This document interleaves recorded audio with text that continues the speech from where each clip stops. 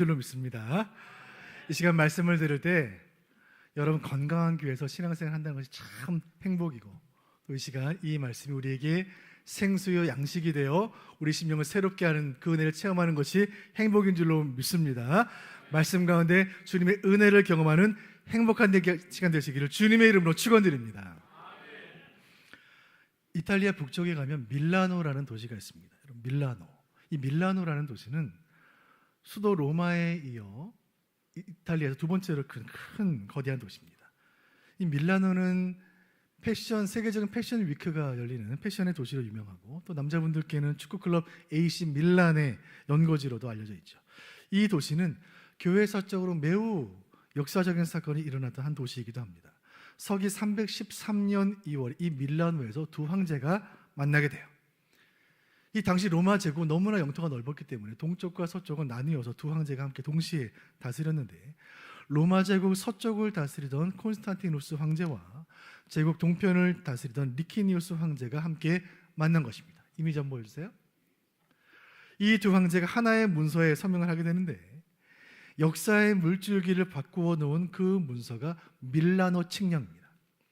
이 밀라노 칙령의 내용은 지금부터 로마는 제국 내에 있는 모든 종교에 대해 중립적인 입장을 취한다는 내용으로 사실상 신앙의 자유가 선포된 것이었습니다. 그 내용이 밀라노 칙령이에요. 그날 이후로 교회를 박해했던 모든 로마 법들은 다 폐지되었고, 그리스도인 노예들은 해방이 되었습니다. 일요일은 국정 공휴일이 되었고, 동전에 새겨져 있던 로마 신들의 초상은 사라지고 십자가가 동전에 새겨지기 시작합니다. 기독교는 로마 제국의 탄압을 받던 처지에서 로마 황제의 보호를 받는 입장으로 격상하게 되죠. 신앙의 자유가 생긴다는 것이 얼마나 놀랍고 기쁜 일인지 우리에게는 잘 와닿지 않는데, 그 이유는 우리는 이미 신앙의 자유가 보장된 나라 대한민국에 살고 있기 때문입니다. 학교나 직장에서 교회 다닌다는 이유로 차별을 받아보신 분들이 계실 줄로 알아요. 저도 고3 때 교회 수련회 가겠다고 말씀을 드렸더니 선생님이 그럼 자퇴서를 써라, 자퇴서 쓰고 제가 수련회 간 적이 있었습니다. 하지만 여러분, 우리나라 대한민국에서 신앙 때문에 재산을 빼앗기거나 감옥에 갇히는 그런 일들은 이 나라에서는 일어나지 않아요. 21세기 성도인 우리에게는 너무나 당연한 그 일이 1세기 2000년 전 성도들에게는 전혀 그렇지 않았습니다. 1세기 그리스도인들에게 자유와 평화와 행복으로 가득한 하나님 나라라는 이 말은 너무나 아득한 이야기였습니다. 당시 로마는 교회를 죽일 듯 박해했기 때문에 그 로마에서 살아가는 성도의 일상은 너무나 치열하고 혹독했습니다. 어제 내 앞에 설교했던 그분이 오늘 화형을 당해 불타 순교하고, 오늘 내 옆자리에 함께 예배드렸던 그 성도가 내일 맹수의 이빨이 찢겨나갈지 모르는 그 현실 속에서 하나님이 다스리시는 나라, 이 땅에 임하는 하나님 나라는 너무나 먼 이야기처럼 들렸습니다. 이 신앙의 자유를 억압하는 이 지긋지긋한 로마를 떠나서 다른 나라, 신앙의 자유가 있는 나라로 가고 싶은 마음이 들었지만 그 일은 불가능했어요. 왜냐하면 AD 1세기 당시에 지중해의 모든 땅, 세계 전체는 다 로마 땅이었어요. 그렇게 300년 세월이 흘러갑니다. 그리스도인이 더 이상 하나님의 나라를 기대하지 못할 정도로 지쳐있을 그 무렵에 서기 313년 밀라노에서 기적 같은 일이 일어난 것입니다. 밀라노 칙령이에요. 그동안 무덤 지하에서 몰래 예배를 드리며 그렇게 이 고난의 때가 지나가기만을 기다렸던 그 성도들에게 로마가 신앙의 자유를 허용했다는 그 소식과 로마 황제 콘스탄티누스가 기독교인이 되었다는 소식은 듣고도 믿지 못할 이야기였습니다. 그토록 바라고 꿈꾸었던 그 하나님의 나라가 이 땅에 임한 거예요. 오늘 사도행전의 마지막 본문 28장은 그 믿을 수 없는 기적이 어떻게 시작되었는지를 기록하고 있는 본문입니다. 사도행전 마지막 장에서 우리가 만나는 바울의 모습은 죄수의 신분이에요. 하나님 나라를 전파했다는 이유로 바울은 재판에 넘겨지게 되고, 로마 시민권자였던 그가 항소를 하자 재판관은 바울을 황제가 있는 도시 로마로 호송할 것을 명하게 됩니다. 그렇게 바울을 태운 배가 황제의 도시 로마를 향하여 지중해를 향하기 시작한 그 이야기가 사도행전 27장의 이야기예요. 이 당시 배를 타고 지중해를 지난다는 것은 생명을 걸어야 하는 모험과 같았습니다. 바다의 날씨는 늘 예측 불가였고, 지금처럼 튼튼한 선박을 제조할 수 있는 기술과 항해술이 발전하기 훨씬 이전 고대 시대였기 때문이죠.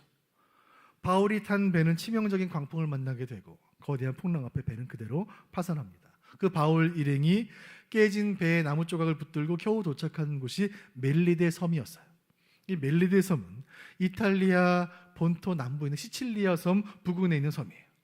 그렇게 멜리데에서 몸을 추스린 바울은 드디어 로마에 도착하게 되는 것입니다. 여러분, 바울이 로마에 도착한 그 역사적인 순간을 사도행전 28장이 기록하고 있습니다. 여러분, 로마를 아시나요? 19세기 독일의 역사학자 랑케는 이런 말을 했는데 제가 읽어드리겠습니다. 로마 이전의 모든 역사는 로마로 흘러들어갔고 로마 이후의 모든 역사는 로마로부터 흘러나왔다. 로마는 고대 그리스의 모든 문화와 문명을 그대로 계승하고 발전시켰고 그 이후의 모든 문명의 근간이 되어 모든 문명에 영향을 미칩니다. 율리우스 카이사르가 그 토대를 놓았고 초대 황제 아우구스투스가 그 문을 열었고 그 이후에 카리스마 넘치는 로마 황제들이 발전시킨 그 로마의 영향력은 고대 세계 전체로 뻗어나갔어요. 그리고 로마가 멸망한 후에 중세를 지나 근대로 접어들었을 때 16세기가 되었을 때 유럽의 지식인들이 다시 집중했던 문화가 로마의 문명이에요. 그 문명을 다시 부흥시키자. 이것이 문예의 부흥 르네상스입니다. 르네상스를 통해 오늘날까지 세계 문화와 문명 전체에 지대한 영향을 미친 것이 로마예요. 로마는 하나의 도시, 하나의 제국이 아닙니다. 로마는 인간이 이 땅에서 이룰 수 있는 세상 왕국의 결정체예요.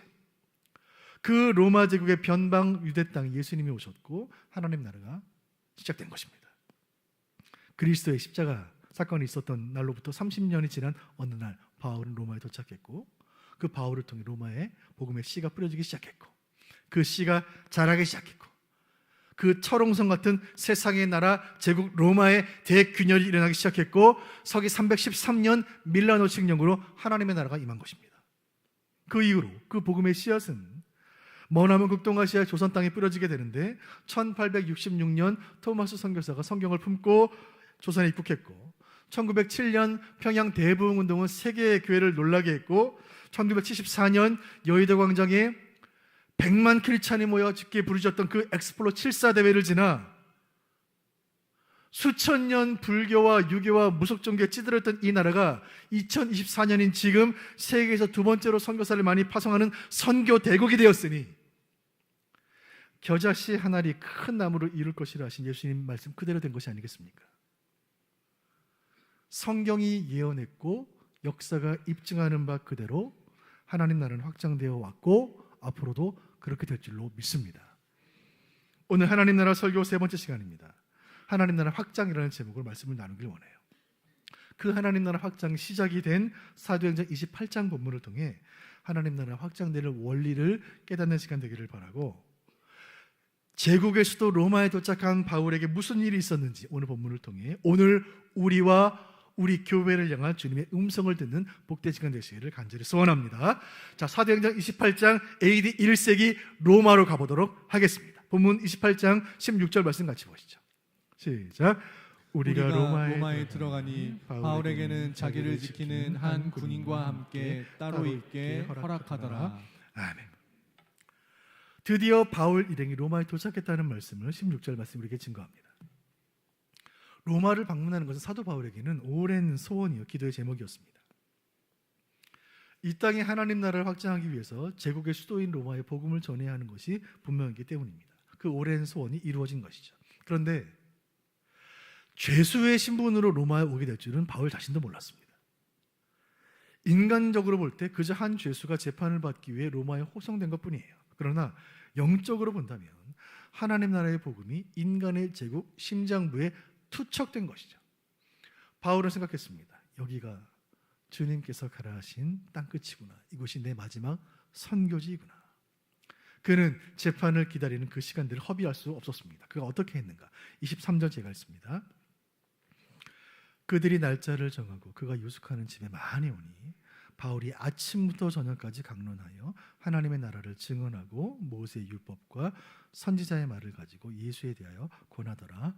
아멘. 재판을 기다리는 동안 가택 연금 상태에 있던 바울은 그가 만날 수 있는 로마의 귀족들, 제국의 시민들에게 하나님의 나라를 증거했습니다. 언제부터 언제까지요? 아침부터 저녁까지 온종일. 바울은 한결같은 인물이에요. 예수님 만난 그 첫 순간부터 인생의 방향을 설정했고 한 번도 그 방향에서 벗어난 적이 없어요.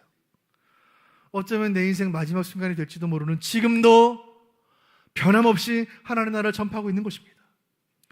내일의 하나님 나라에 대한 소망을 품고 오늘 그 나라를 위해 헌신하며 살아온 그의 인생이었기에 지나온 모든 인생의 모든 여정을 통해 바울이 밟는 모든 땅에서 하나님 나라는 확장되어 왔습니다. 그리고 그가 지금 로마 감옥에 투옥되어 있는 그 순간에도 그 나라는 계속해서 확장되고 있는 거예요. 여러분, 어떻게 이 일이 가능했을까요? 어떻게 사도 바울은 그가 가는 모든 곳에서 하나님의 나라를 증거했을까요? 그의 마음에 하나님의 나라로 가득했기 때문이에요. 오늘 이 사도 바울의 마음을 통하여 우리에게 주시는 하나님의 첫 번째 설교의 교훈이 있습니다. 그것은 하나님의 나라는 내 안에서 확장된다는 사실이에요. 하나님의 나라는 먼저 우리 마음속에서 시작이 되는 거예요. 교회를 핍박하던 사울이 다메섹으로 가던 길에 부활하신 주님을 만나 사울이 바울된 그 사건이 있었습니다. 그날 예수님 하신 말씀, 너는 이방인에게 복음을 전하기 위해 내가 택한 나의 그릇이다. 이 말씀이 바울의 마음속에 씨앗처럼 떨어진 거예요. 야, 나는 교회를 핍박하는 핍박자의 포행자인데 아무 공로가 없는 나를 주님 택하셨구나. 나는 죄인 중에 가장 큰 죄인 중에 괴수인데 하나님께서 나를 주님 나라 위에 사용하시는구나. 나의 나된 것은 오직 주님의 은혜이구나. 예수께서 바울의 마음속에 뿌리신 그 씨는 바울의 심령 속에 깊이 심겨지고 자라고 확장되어 그 마음 가운데 하나님 나라가 가득하게 되었고, 바울은 그의 마음에 가득한 하나님의 나라를 전하지 않고는 견딜 수가 없게 된 것입니다. 그 불타오르는 뜨거운 마음으로 평생을 온 세상을 다니며 하나님 나라 복음을 전한 것이고, 지금 이곳 세상의 나라 로마의 심장부 그 사자 이빨 속에서도 복음의 씨를 뿌리고 있는 것입니다. 그 바울의 모습을 보면서 우리의 신앙을 돌아보길 원해요. 여러분, 지금 여러분의 마음속에서 하나님의 나라는 확장되고 있습니까? 예수님은 그 설교하실 때마다 하나님 나라에 대해 말씀을 전하셨는데 그 말씀을 듣던 바리새인이 이렇게 질문해요. 예수님, 대체 그 하나님 나라 어디 있습니까? 대체 그 하나님 나라 어디 임합니까? 그때 예수님이 하신 말씀, 누가복음 17장 21절 하반절 제가 읽습니다. 하나님의 나라는 너희 안에 있느니라. 하나님의 나라는 내가 전한 이 설교를 통해, 이 복음을 통해, 이 말씀을 통해 너희 심령 속에 이미 뿌려졌노라. 예수님이 천국에 대해 비유하신 말씀 7가지 비유가 담겨있는 마태복음 13장 기억하시죠? 그 7가지 비유 가운데 처음에 두 비유, 씨 뿌리는 농부의 비유, 가라지의 비유, 이 두 비유를 통한 교훈은 무엇입니까? 하나님 나라는 성도의 마음속에 뿌려진 씨앗과 같다는 거예요. 성도의 심령 속에 심겨진 말씀의 씨앗은 그 마음속에 싹이 트고 자라고 확장된다는 말씀입니다. 사랑하는 수원북부교회 교우 여러분, 지금 여러분의 심령 안에서 하나님의 나라는 싹이 트고 자라고 확장되고 있습니까? 마태복음 12장 34절 하반절 35절 제가 읽어드리겠습니다. 이는 마음에 가득한 것을 입으로 말함이라.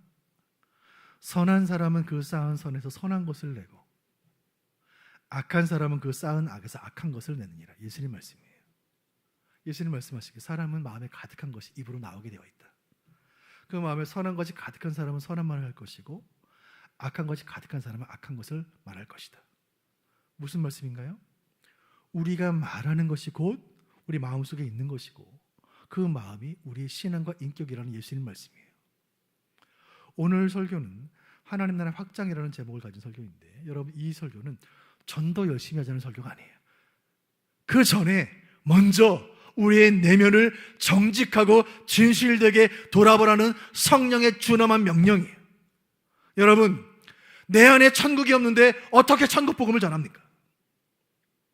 내가 사는 게 지옥인데 어떻게 다른 사람에게 천국에 대해 말할 수 있습니까? 그 마음에 천국이 가득한 사람은 입만 열면 천국 복음을 전하는 것이고, 그 마음에 천국이 없는 사람은 신앙생활 50년, 60년을 해도 전도 한 번 안 하는 거예요. 그 마음에 하나님 나라가 심겨져 날마다 확장되어가는 성도는 날마다 숨쉬는 순간마다 그의 심령이 새로워지는 것이고 주께로 가까이 주께로 가까이 더 예수 닮아가고 더 주님 사랑하고 더 이웃 사랑하게 되는 줄로 믿습니다. 이 모든 하나님 나라의 시작은 우리 마음에 뿌려진 말씀의 씨앗입니다. 여러분, 이 시간 이 강단을 통해 예수님께서 천국 복음을 여러분의 마음 가운데 씨를 뿌리시는 거예요. 여러분, 그렇다면 이 시간 강단을 통해 선포된 그 말씀이 여러분의 삶을 이끌고 가고 있습니까? 주일날 내가 교회 가서 들은 그 말씀, 그 마음에 뿌려진 복음의 메시지가 월화수목금토 한 주간을 지나는 동안 계속해서 내 안에서 성장해 가고 있습니까? 만일 내 안에 뿌려진 씨가 확장되는 것을 느끼지 못한다면 예수님께서 하신 가라지 비유를 기억하시길 바라요. 천국 비유 7개의 비유가 두 번째 비유입니다. 농부가 좋은 밭에 씨를 뿌렸습니다. 그런데 씨가 잘 자라지 못하는 거예요. 다음날 보니까 가라지가 함께 자라고 있는 거예요. 왜요? 밤에 원수가 가라지를 뿌린 거예요. 사탄이 우리 마음에 의심의 가라지, 불신의 가라지, 염려의 가라지를 심어 그 천국의 말씀이 자라지 못하도록 막는 거예요.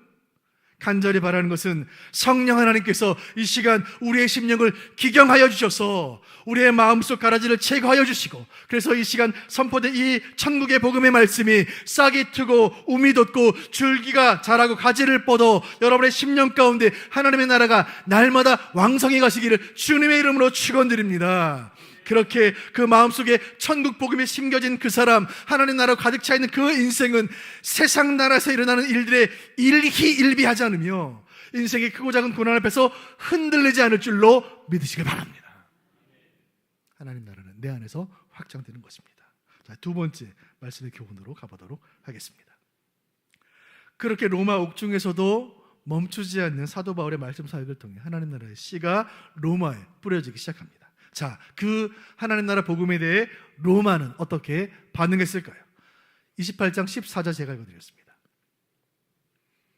그 말을 믿는 사람도 있고 믿지 아니하는 사람도 있어. 아멘. 여러분, 데자뷰 아닙니까? 어디서 보았던 똑같은 상황 아니에요? 예수님이 천국 복음 전하셨을 때 그때와 똑같은 상황이에요. 믿는 사람도 있고 믿지 않는 사람도 있는 거예요. 이 로마 시민의 반응에 대해 사도 바울은 이사야의 말씀을 인용하여 이렇게 말합니다. 26절 같이 보시죠. 보면 26절 시작. 일렀을 때 이 백성에게 가서 말하기를 너희가 듣기는 들어도 도무지 깨닫지 못하며 보기는 보아도 도무지 알지 못하는도다. 아멘. 천국 복음을 뿌렸는데 보아도 보지 못하는 사람이 있고 들어도 듣지 못하는 사람이 있는 것을 보면서 사도 바울은 깨닫습니다. 이방인의 사도라는 자신의 정체성이 무엇인지 깨달은 거예요. 28절 제가 읽어드리겠습니다.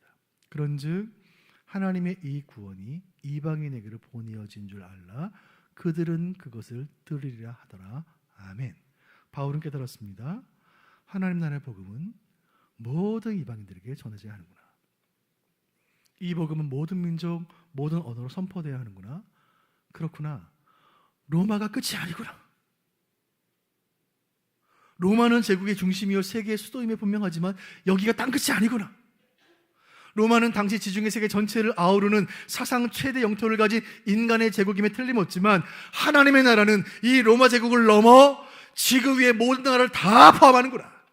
여기에 오늘 말씀에 두 번째 교훈이 있습니다. 하나님의 나라는 열방으로 확장된다는 사실이에요. 여러분, 아멘입니까? 같이 읽어보시죠. 시작. 하나님 나라는 열방으로 확장된다. 성경을 보면 하나님 나라를 환상으로 보았던 많은 선지자들이 있습니다. 구약의 많은 선지자가 하나님 나라를 환상을 보았습니다. 하나님 나라 환상을 보았던 마지막 인물은 사도 요한이에요. 하나님 나라를 위해 헌신하던 요한은 로마의 박해를 받아 반모라는 섬에 유배 중에 있었습니다. 상황이 좋지 않았어요. 함께 하나님 나라를 위해 온 땅을 누비며 사역하던 사도들은 다 순교하고 홀로 남았습니다. 이제는 노 사도가 된 요한은 불안했습니다. 이제 하나님 나라 어떻게 될 것인가? 이것으로 복음의 역사는 끝인가? 그 요한에게 하나님께서 하나님 나라의 환상을 보여주셨고 그 환상을 기록한 책이 요한계시록이에요. 요한계시록 7장 9절 말씀 보겠습니다. 같이 보시죠. 시작. 일 후에 내가 보니 각 나라와 족속과 백성과 방언에서 아무도 능히 셀 수 없는 큰 무리가 나와 흰옷을 입고 손에 종려가지를 들고 보좌 앞과 어린 양 앞에 서서 10절도 함께 보겠습니다. 큰 소리로 외쳐 이르되 구원하심이 보좌에 앉으신 우리 하나님과 어린 양에게 있도다 하니 아멘.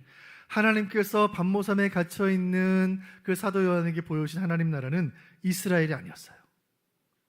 로마 제국도 아니었습니다. 그 하나님 나라는 어느 한 나라가 아니었어요. 모든 나라, 본문 다시 보여주세요. Every nation, 본문 19절.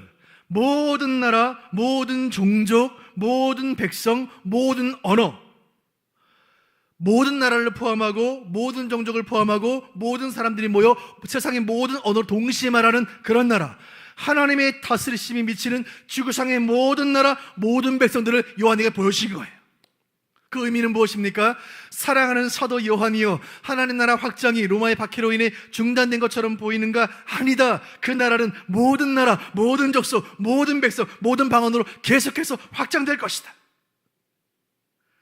그 나라의 환상을 바라보던 그 사도 요한의 얼굴은 눈물로 범벅이 되었을 것입니다. 왜요? 그 나라를 위해 헌신하다 죽어간 수많은 동료들의 얼굴이 떠올랐기 때문이. 그렇구나. 로마의 박해 속에 죽어간 그들의 삶이 헛되지 않구나.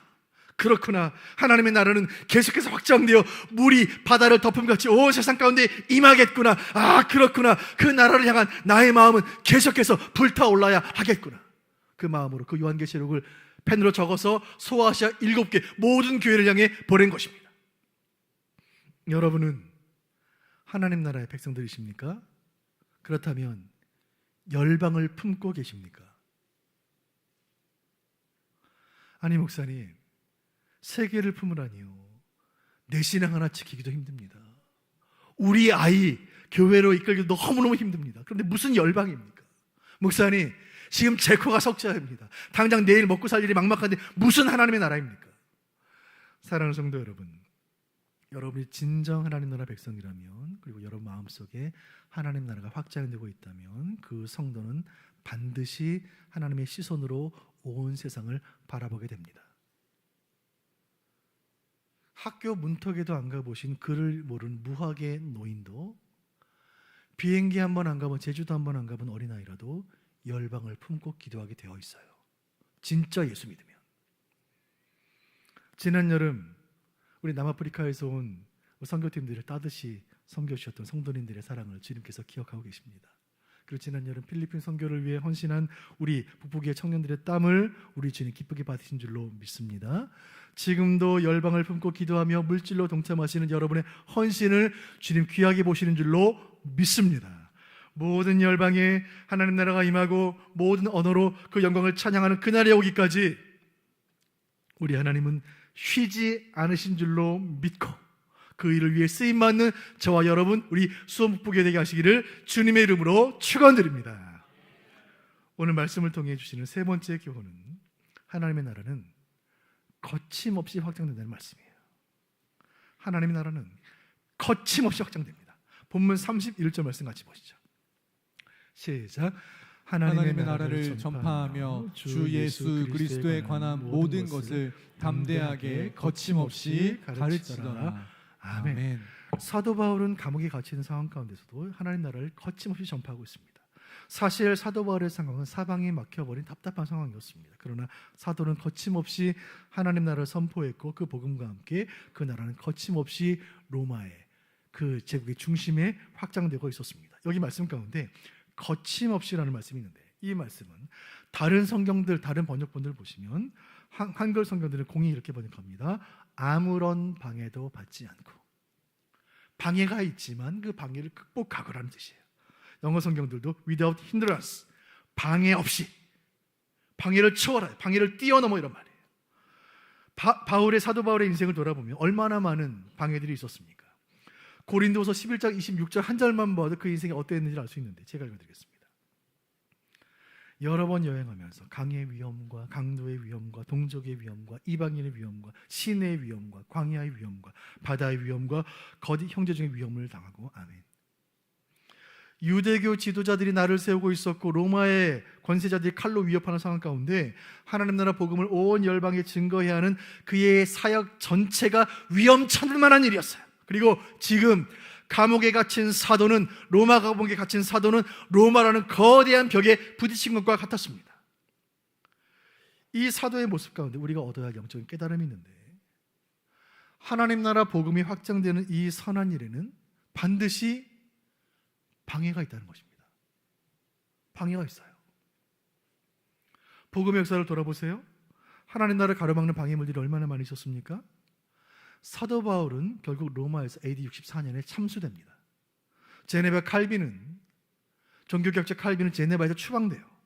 선교사 짐 엘리엇은 에콰도르에서 창에 찔려 순교합니다.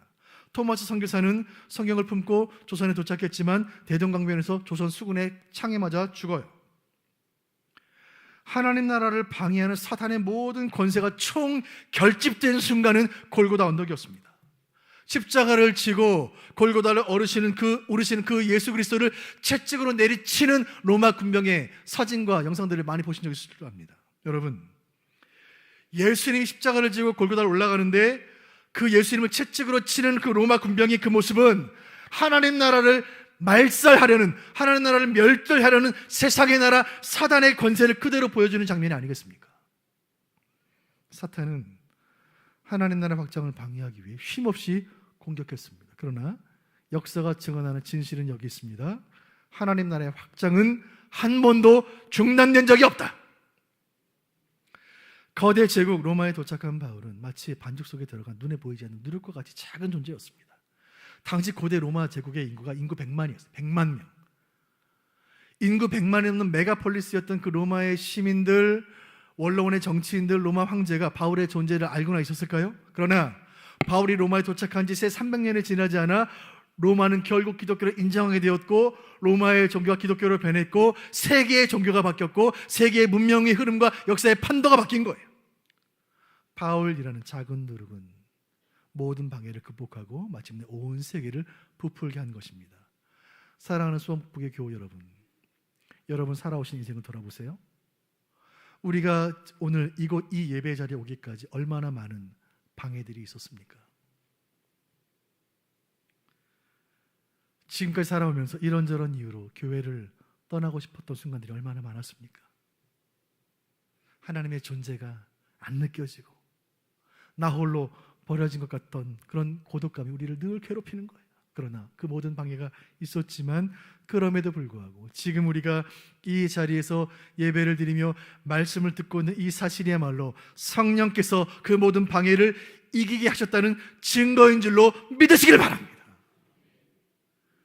슬픈 소식이 있습니다. 하나님 나라 확장을 방해하는 사탄의 저항은 계속될 것입니다. 그러나 기쁨의 좋은 소식이 있으니 우리 하나님의 나라는 계속해서 확장될 줄로 믿습니다. 열방에 하나님 나라가 임하는 것을 사탄은 방해하고 저항하고 지금도 길을 쓰고 맹렬하게 막으려고 하겠지만, 그러나 온 세상을 구원하시려는 하나님의 열심은 무엇으로도 막을 수가 없고, 이 지구 위에 온 우주 속에 하나님의 통치를 확장시키시려는 예수 그리스도의 왕권은 세상 어떤 권세도 어떤 문명도 어떤 법률도 막을 수 없는 줄로 믿으시기를 바랍니다. 전라남도 신안군은 많은 섬들로 이루어진 섬마을입니다. 1000개가 넘는 섬들이 있다고 해서 천사의 섬이라고 불리기도 합니다. 이 아름다운 섬마을이 피로 물들었던 사건이 있었습니다. 1950년 6.25 한국전쟁에 발발을 했고, 그 신안군, 전라남도 신안군 섬마을까지 인민군들이 장악하게 된 것입니다. 그 당시에 그 신안군에 있는 700개가 넘는 그 섬들을 다니면서 교회를 세우고 복음을 전했던 전도사님이 한 분 계셨는데, 그 섬마을 성도들에게 영적인 어머니와 같았던 그분은 문준경 전도사님이세요. 문준경 전도사님. 인민군들이 쳐들어와서 섬마을을 위협하고 교회를 불사르고 성도들을 학살하자 전도사님은 성도들을 함께 끌어안고 신앙을 지키며 교회를 지키시다가 바닷가 백사장에서 성도들과 함께 총살당하셨습니다. 그때 전도사님 나이 59세였습니다. 이 이야기는 이제부터 시작이에요. 전도사님이 살아생전에 가르치시던 섬마을에 꼬마들이 몇 명 있었어요.